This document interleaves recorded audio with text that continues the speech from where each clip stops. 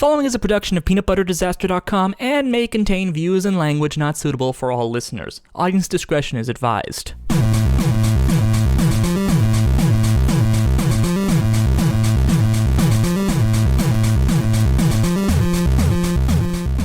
Yes! Yes! Yes!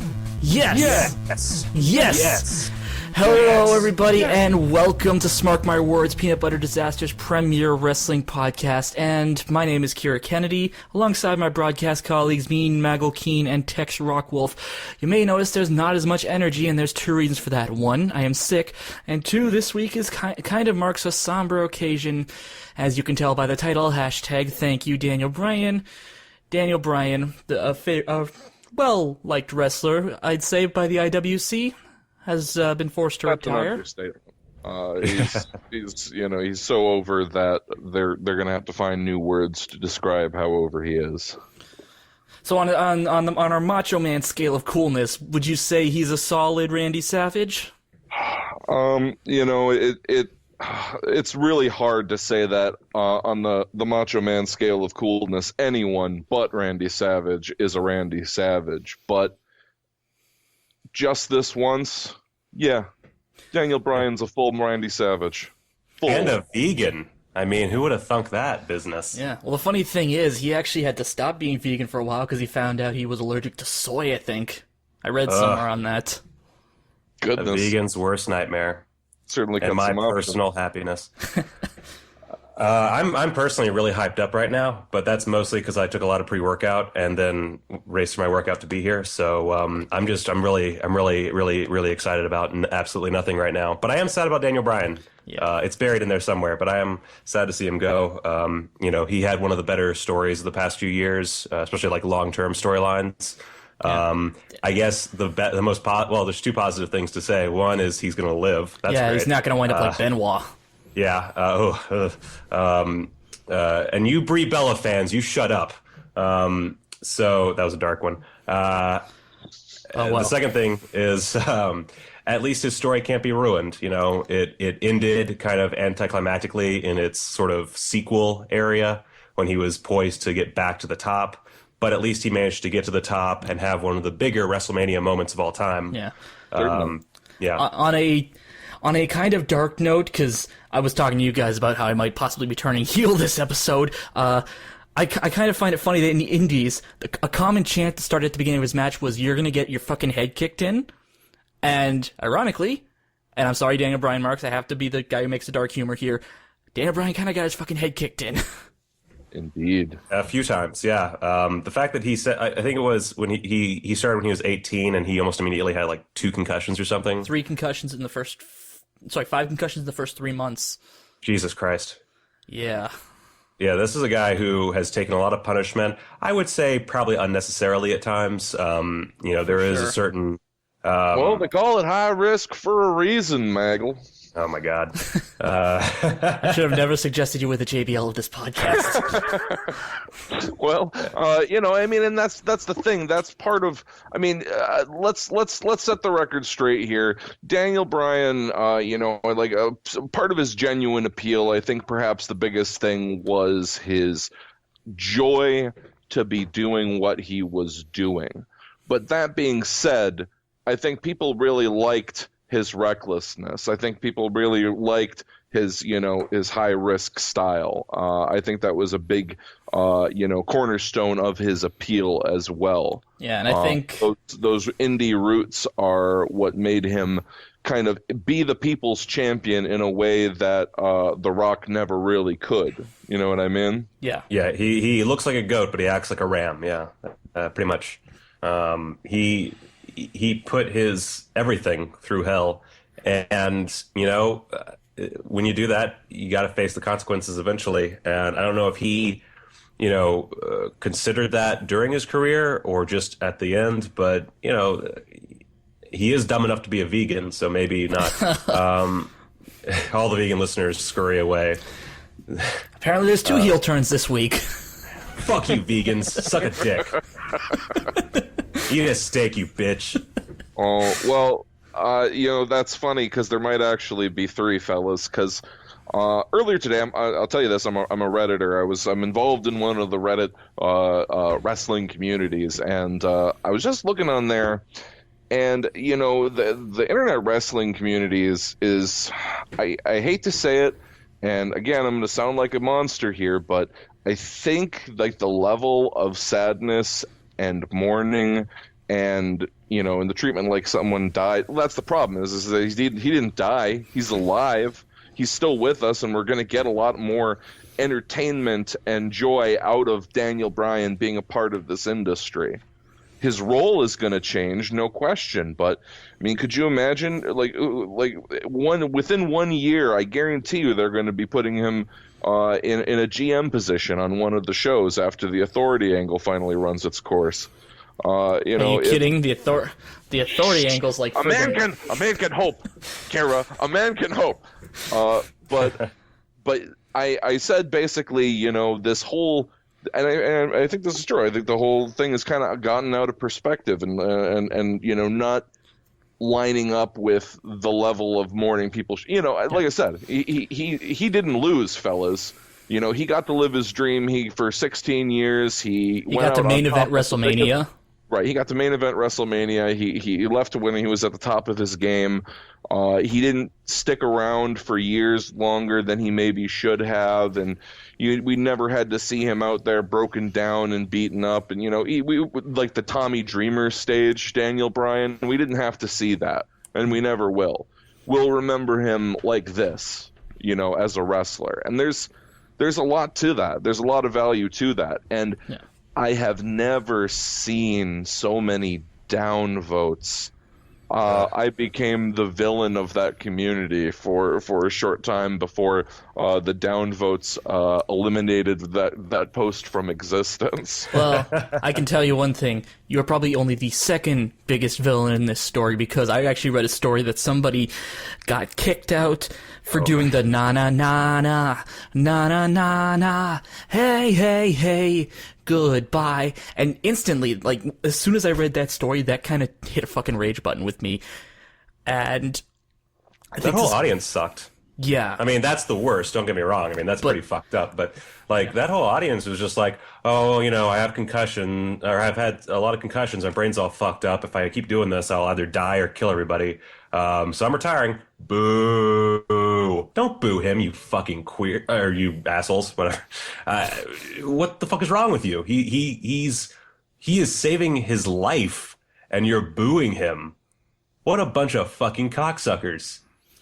No, that absolutely. was just my thought process. I remember that's a hell of a heel turn. No, I remember very clearly turning to one of my friends where we were watching and just saying, quit your self-important chanting, you dicks. He's trying to talk to you. He's trying to tell you goodbye and explain himself. Yeah. And you're just, yes. It's like, yeah. I mean, I'm sure he enjoyed it on some level, but like of all the supposedly, extremely virtuous people, like, no, the only person I've ever heard anybody say something bad about Daniel Bryan was like Ryback, and I suspect he's kind of an asshole anyway. Yeah. Well, this is a guy who, I know I'm going to bring up a rage button for you, Mike, but this is a guy who, after CM Punk complained about Ryback taking 20 years off his life and missing the table spot, he posted a picture on his Twitter of broken CM Punk toys and broken tables saying it's good to be the big guy. It's like, I like that, but that's, that's some heat. You don't fucking take pride in almost, like, okay, Punk is known for blowing things out of proportion. I'm a Punk fan, and I will admit that. But you don't take pride in an accident like that. See, that's another story, but I always took that as him kind of just calling out Punk for being a little bitch. But again, that's another story for another time. I think we can save that for his UFC debut in 2029. It's a bizarre sequel to that story. Ryback tweeted, I believe today or last night, the statement that he's sorry he tweeted it to CM Punk because CM Punk recently was having surgery to deal with some of that, and he was apologizing and calling himself a dumb fuck for having done that to him. So it was kind of interesting. Since he's a face now, he can take responsibility for his actions. Well, I say thank you, Ryback, for breaking that fucker's back. Back to Daniel Bryan. Everybody's gonna hate me, but that's okay. So Daniel Bryan, we've talked about the crowd reaction. We've talked about the general sort of injury and problem. Looking back, you know what I love about... Let's just talk about what we like about Daniel Bryan, because really that's what we should be talking about. This is a guy who, literally dedicated his life to the sport, I guess. And I think the beautiful thing about Daniel Bryan that I love the most is I look at wrestling from a narrative perspective. I forget moves all the time and the names of various maneuvers in the ring, because for me it's about how the story progresses, and I see those moves as ways to progress that story in the ring. And there's generally an overarching plot, and if a wrestler does a good job and is given the right angle, you can combine all of that storyline, or at least a good chunk of it, into one sort of epic, almost like movie. You could probably, take all these matches and make like a 2 to 3 hour movie just kind of showing their progression as a character. And Daniel Bryan's career in the WWE is that movie. I mean, you could not have a more perfect beginning, middle, and end, almost. I mean, you'd kind of have to cut up the ending or kind of make it a tragic anticlimax. But at least from his beginning to the end of WrestleMania 30, you have a perfect story. And that's what I love about Daniel Bryan. I mean, you also obviously have his indie stuff, and it's beautiful work. And I would dare say he was better in the indies because, of course, the WWE system kind of brings you down a few notches. By the same token, of course, that indie scene is probably what is the reason that he's retiring. But yeah, we get that great sort of pile of matches from his indie days that we can go back and watch at any point just to watch great wrestling. And then with WWE, the largest stage of them all, we get one of the greatest stories of all time. And I'm not being hyperbolic, of all time. And no matter what your opinion is of his wrestling ability, I think he was an amazing technician in the ring. Not the best, but still very, very good. There's a lot to say about that. So I think Daniel Bryan going to be missed so much. It broke my heart to see that he had to retire, especially considering what it means to him. But he left his mark. He did what he had to do. He didn't. There's certain wrestlers who were injured before they really got a chance to shine, and he's luckily not one of them. So I'm very happy to have been able to watch his progress and to see him shine. And he'll go down as one of the best, and nothing can really stop that, which is great. Yeah, for sure. I mean, me personally, I kind of really hadn't even heard of the guy. I mean, I didn't find this out till I bought his DVD. That I'd actually seen his my first match I'd ever seen with him was the first time I'd actually watched Velocity. It was him and Jamie Noble, and it wasn't a terrible match. All I really remember from that was the crowd chanting "tighty whities" because he was wearing white tights. But my first real experience with him was kind of when NXT was starting up, the shitty reality show, not the Awesome Sauce developmental brand now. Wasn't The Miz his trainer or whatever they called it? Yeah. Yeah. But this was kind of like... sponsor? Yeah. Yeah, whatever you called it. No, it was Superstar Pro Mentor. Oh, yeah, Mentor. That's why it was so fucking stupid, because The Miz was the mentor of Bryan Danielson. Yeah. And I mean, obviously this had also kind of led into my disdain for Michael Cole as well, because it was just like, they had this bright idea that if Cole were to, what's the word I'm looking for here? Verbally tear him down, that was supposed to garner sympathy for him.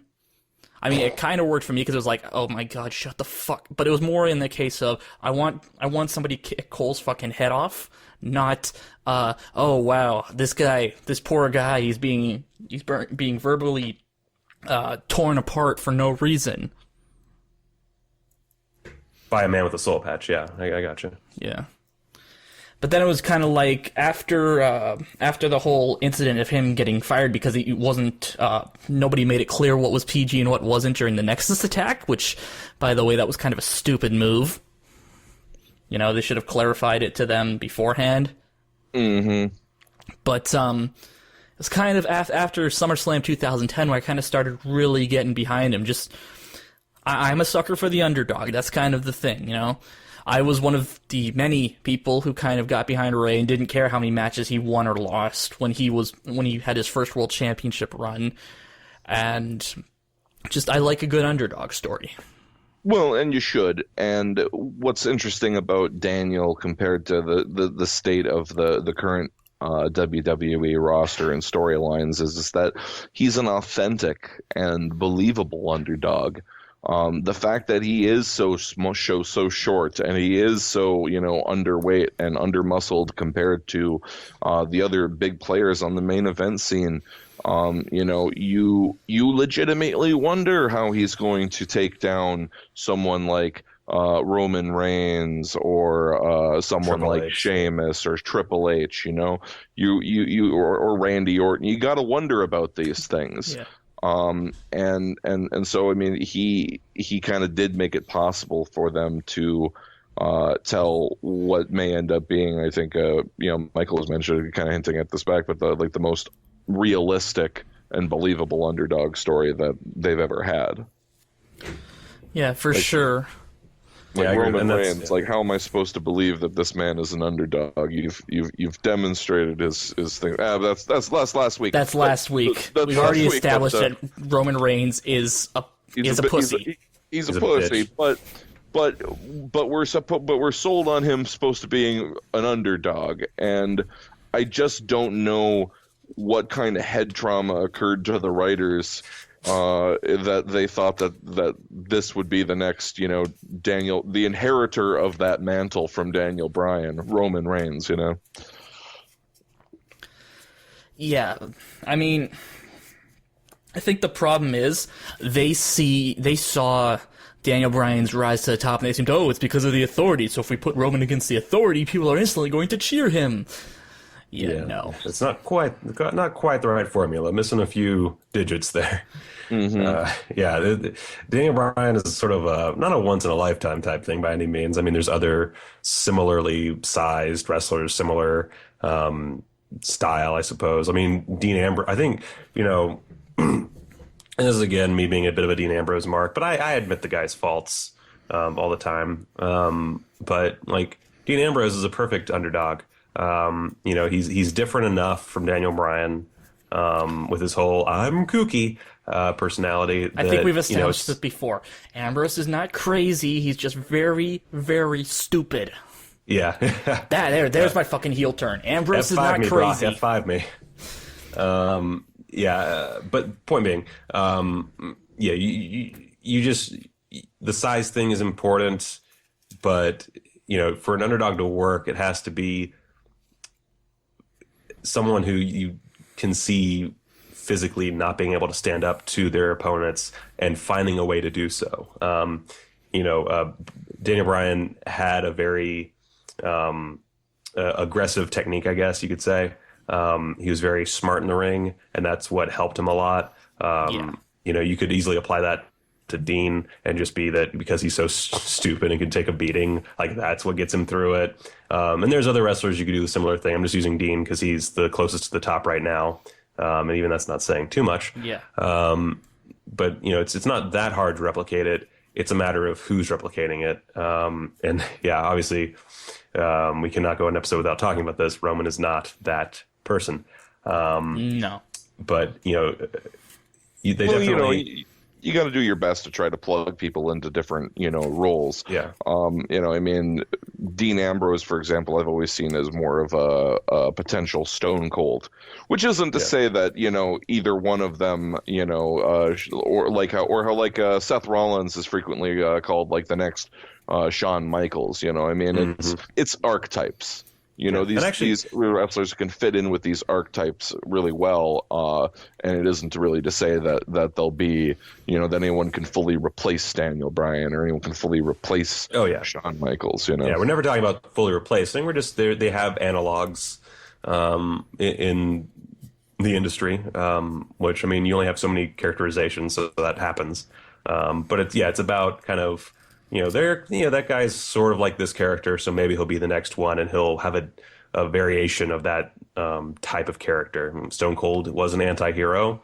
Dean has a anti-heroic gimmick, so he could be the next Stone Cold. You could make, I don't really know would y'all compare Daniel Bryan to anyone of the past in particular? I'm trying to think, but I'm trying to think like someone who's besides never a the heel. obvious Benoit thing. Well, Diving headbutt, crossface style submission. Kill the feed. We're not talking about it. No. I mean, you address the elephant in the room. Yes, is that there's a lot of similarities there in terms of how it was represented to us in story. Yeah. I think the quote unquote next Daniel Bryan has got to be Sami Zayn personally. Oh yeah. I mean, he's got crazy indie cred. He's got a electrifying style. He's got that whole underdog thing going. He doesn't look like he's going to kick anybody's ass. No. Sami Zayn's kind of a soft looking guy overall. Athletic, sure, but not like super well defined. That's like his biggest drawback is that I know Vince is a big fan of the guys that look like action figures or whatever. Yeah. But Sammy, but yeah, he's got that. He's got a great attitude. He's very charismatic. He's been able to draw the audience into his story and root for him. Like you guys should see me whenever Sami Zayn's music hits on NXT or whatever. Yeah. Woo, Sami Zayn! I'm just delighted. And I mean, and like there's a lot. He's got it all, fellas. He's got it all. I think if try to build another, archetypal, underdog. Sami Zayn's their man. And he's something that is surprisingly rare in the landscape of the WWE today. He is an absolute clean-cut babyface. Absolutely. Yeah, absolutely. You know what I would have that anti-hero vibe going, My dream now is to see a WrestleMania main event between Sami Zayn and Kevin Owens. Oh, I think everyone would want to see that. I want to see it in Vince's lifetime. I want to see it happen in Vince's lifetime, and I want to see it succeed beyond any measure. If that did happen, I think, and I hate to be the guy that goes there, I think Vince would keel over from a fucking aneurysm because it's like, there's nobody in this match with muscles. There's a fat ass and a fucking string bean. What the fuck am I gonna fat to? Yeah, I think I'm very excited for the day, and I know what this entails. And I'm sorry, but I'm excited for the day when the WWE main shows are more like NXT as far as talent and who gets put over and the focus on actual fucking talent. I think to do that, they'd have to nuke the entire creative team, and I don't mean literally. I mean metaphorically. They have to just trash everyone. I disagree completely. I think the only thing holding them back is Vince McMahon and Bucky Beaver. That's all there is. I mean, Mick Foley's son is on creative now. It's fine.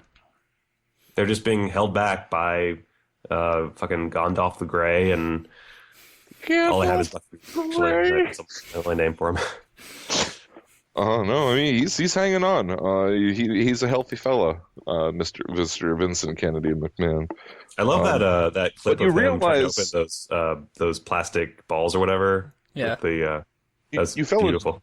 Do realize the downside of the success of NXT, don't you? Yeah, it's a vindication of Paul Levesque.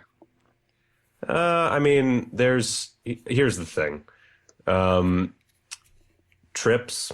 Hunter Hearst Helmsley, the H-Man. He terrorizing. He is an egomaniacal person. There is no doubt about that. However, he does have enough reason to be that egomaniac. He certainly has his flaws. I'm not gonna doubt that. But he still has what it takes to be in the ring. So you can't really take that away from him. Nope. He is still a powerful figure in the narrative. And he does know talent when he sees it. Is he one to pass over certain talent? Sure. But that's true of any creative person in a wrestling promotion. You know, they're going to have their personal interests in mind no matter what.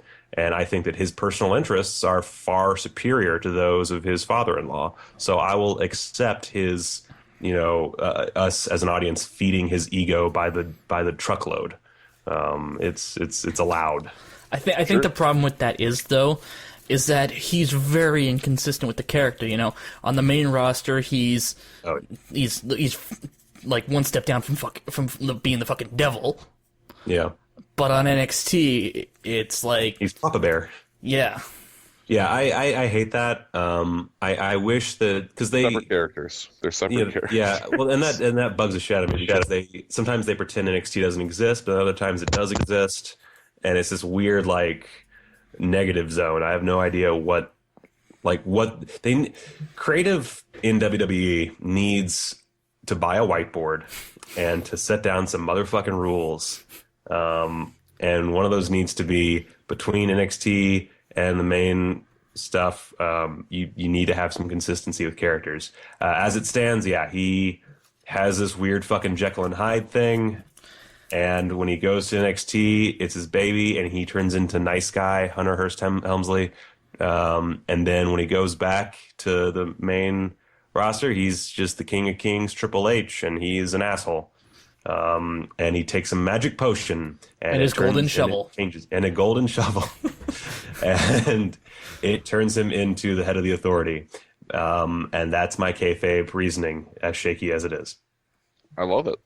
Maggle. That's great. I love Triple H and I hate Triple H, and I love Triple H because I know he is passionate about the industry. He's passionate about what he does, and he does it well. And I hate him because, well, he's an egomaniac, but also because he's done a fantastic job of making me hate him. Yeah. His performance over the years, his whole way of presenting himself, consistency. You know what I mean? Mm-hmm. Like from when he was a performer to like right now, I feel like he's really been on point with that. And yeah, we've never seen the real Paul until NXT. I feel like, right. Like that's the only time we really see him as he is. Like I feel like every so often he'll, like if someone dies or something happens, maybe we'll see the real him on Raw. But overall, yeah, it's always been Triple H, not Paul. And seeing him on NXT and on Twitter, being so proud of his boys, it's jarring. And girls, whatever. Fuck it. I'm a sexist pig. Fuck off. Although I do love Bayley and Blue Pants and several others. Another reason I love H-Man is because he was a perfect big bad for Daniel Bryan to help immortalize him in his WrestleMania run. So bring it back around. That was oh my god, that was so great. Oh my god, I did my best. Yeah. He. Oh my god, I just want to go back and rewatch WrestleMania 30 now. I love also one final thing about Daniel Bryan. He has my favorite video package of all time. The Monster. I hate how much I've listened to Imagine Dragons because of that fucking promo. Yeah. Because it's so good. So good. Like, yeah, that was by far, I think, one of the best video packages they've ever done. Probably a close second being his retirement video package. Yeah, that was pretty great. I felt so emotionally manipulated, but I didn't care because that's it was the thing. So good. The one thing the main roster does really well are their video hype packages. Oh yeah, very rarely do they fumble on those. Whoever's in charge of that, great job. Yeah. Unless it's Bucky Beaver, in which case, fuck you cocksucker. I take it all back. I don't think it's him. No, probably not. Imagine Dragons is getting a lot of money out of WWE though. Yeah. That's a crazy big band for them to have. I don't really understand how that, because it's usually some like podunk bullshit band or rapper that you've never heard of until they show up on WWE, and then here's Imagine Dragons. Yeah. But I think that about sums it up. Yeah. Yeah. So I mean, just in short, Daniel Bryan, probably not listening to this, but if you are, Thank you for the 6 years you've Well, given. of course he's listening to it, Kira. We're the most popular wrestling podcast in America and beyond. Steve Austin chokes on our podcast cocks. It's fact. What about Colt Cabana? Colt Cabana is so far. Who's fucking heard of Colt Cabana? Nobody. I Go out on the interviewed him street, once. ask it. Shut the fuck up, Kira. Nobody's heard of Colt Cabana. All the Smarks are listening to Smark My Words. Exactly. All right. Well, if you want to follow us on social media, we are on Twitter at PBDSmark, and you can also check us out on Facebook at Smark My Words Podcast. And of course, I'm on Twitter at KiraKennedyHNR, Tumblr at KiraKennedyHNR.tumblr.com, and because of fucking Facebook, spoilers, Kira Kennedy HNR was already taken. I am on Facebook at Kira Kennedy Reviews. And I am on Twitter at Michael Keane. It's how it's spelled. Should be in the info box thing below. Or on your phone or whatever, fuck you. And I don't have a Tumblr because I'm not one of those people. And that's it. You really are a heel. Yeah, fuck you. You can find my assorted wrestling related musings at T Rockwolf on Twitter, and also if you want to follow my heel turn, you can come over and lurk at our squared circle. And watch me cultivate the tears of Daniel Bryan fanboys. So, with all that out of the way, this is Smark My Words. Thank you for listening, and hashtag thank you Daniel Bryan. Fuck you, Kira.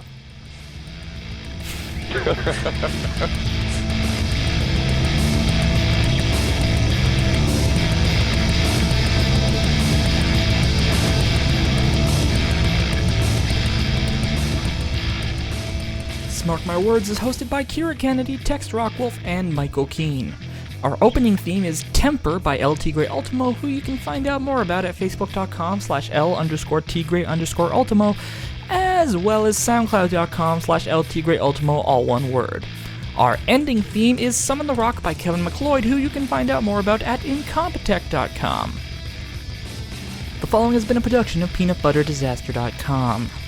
Peanut butter disaster.